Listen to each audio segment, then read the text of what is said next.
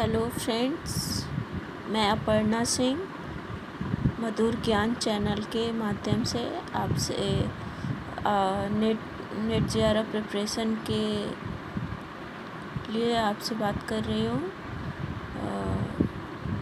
हम लोगों ने कार्बोहाइड्रेट पहले पढ़ा था, उसके आगे कंटिन्यू करते हैं।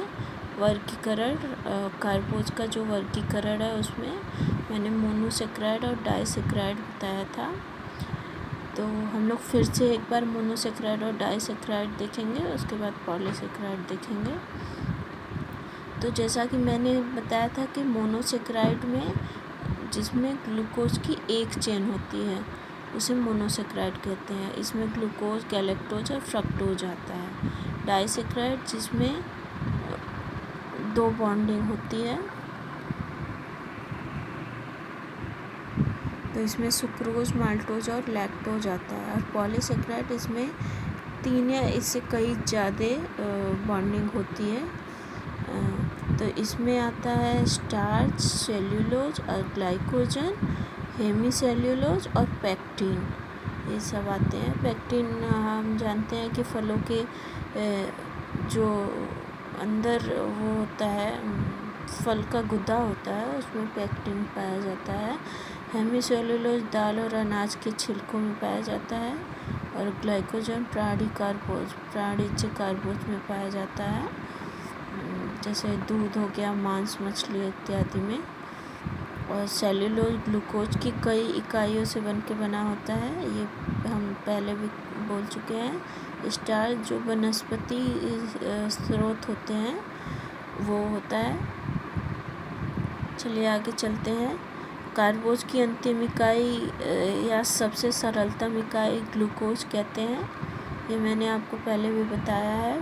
ब्लड में ग्लूकोज की मात्रा 80 ml पर 100 ml होता है।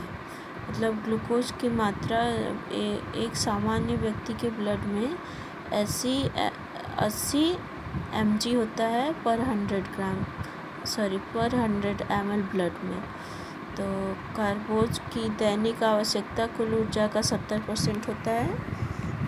मतलब एक सामान्य व्यक्ति को अपने जो ऊर्जा का रिसोर्स होता है उसको गेन करने के लिए 70% कार्बोज का लेते हैं, कार्बोज खाते हैं। मैंने पहले भी बताया कि 1 ग्राम कार्बोहाइड्रेट से 4.02 किलो कैलोरी एनर्जी मिलती है। एक व्यक्ति यदि प्रतिदिन 2400 किलो कैलोरी यदि लेता है तो 70% कार्बोहाइड्रेट लेता है, अर्थात मतलब 24 में से हम 1680 किलो कैलोरी कार्बोज से ही प्राप्त करते हैं। और बाकी बचे जो है कि मतलब कि 420 किलो कैलोरी पर मील एक दिन में कार्बोज लेना होता है। लो इनकम ग्रुप वाले 90% कार्बोहाइड्रेट से लेते हैं, बिकॉज पहले भी बताया कि ये बहुत सरलता से मिल जाती है और बहुत सस्ता होता है।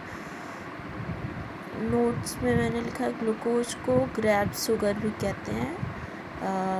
जैसा कि मेरे ख्याल से जितने भी नेट के प्रिपरेशन करने वाले हैं वो जान रहे होंगे कि कार्बोहाइड्रेट से ये क्वेश्चन मैक्सिमम पूछता है कि ग्लूकोज को ग्रैब शुगर भी कहते हैं। ग्लूकोज के सोर्स मैंने बता चुका था। ये कुछ फ्रूट्स हैं, अंगूर, शहद, शक्कर, मीठे फल, गुड़, चुकंदर, ये सब चीज़ें पहले भी बताया है मैंने। तो आगे चलते हैं। जब शरीर में ग्लूकोज की अधिकता हो जाती है तो वह ग्लाइकोजन के रूप में बॉडी सेल्स में जमा हो जाता है तथा ज़रूरत पड़ने पर ग्लूकोज में चेंज हो जाता है। जब ज़रूरत पड़ता है तो ग्लूकोज में चेंज होके हमें एनर्जी देता है। कार्बोज को कॉइन ऑफ बॉडी भी कहते हैं, ये बहुत ही इम्पोर्टेंट है। मेरे ख्याल से आपको ये नोट कर लेना चाहिए कि कार्बोज को कॉइन ऑफ बॉडी कहते हैं। यह शरीर का ताप बनाए रखता है, इसलिए इसे शरीर का ईंधन पदार्थ भी कहा जाता है। ये भी बहुत ही ज़्यादा इम्पोर्टेंट है, इसलिए मैंने नोट्स करके वो नोट्स में ये सब टॉपिक डाला हुआ है कि कॉइन ऑफ बॉडी कार्बोज को कहते हैं। ये शरीर के ताप को बनाए रखता है, इसलिए इसे इस शरीर का ईंधन पदार्थ भी कहते हैं। हिपेरिन बनाने में कार्बोज मदद करता है। हिपेरिन जो हमें रोग प्रतिरोधक क्षमता देती है।